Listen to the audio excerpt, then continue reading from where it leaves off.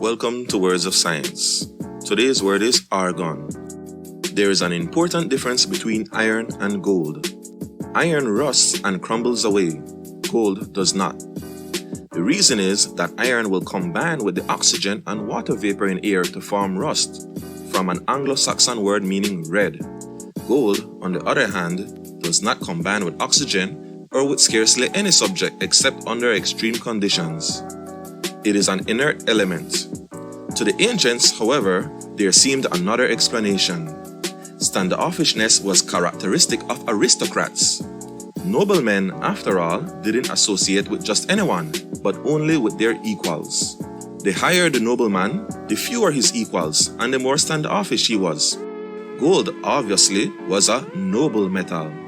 Now, in 1894, the Scottish chemist William Ramsey discovered a gaseous element that made up 1% of the air. It would not combine with other elements under any conditions. Its atoms would not even pair up with each other. It is one of the group of inert gases for that reason. Ramsey called this particular gas argon, from the Greek a, which means no, and ergon, which means work. It was too lazy to do the work of combining with other substances, but the old notion of nobility persisted. Here was something even more standoffish than gold itself, and so argon was called a noble gas. Ramsey proceeded to find 4 other inert gases in the air in the next 4 years. They were even rarer than argon. One was helium, found years before in the sun. Then there was neon, from the Greek word for new, which is neos. Krypton, from the Greek kryptos, meaning hidden. And xenon, from the Greek xenos, meaning stranger. After all, these gases were new and strange and had been hidden in air a long time before their discovery. A 6th and the last member of the series was discovered later and named radon.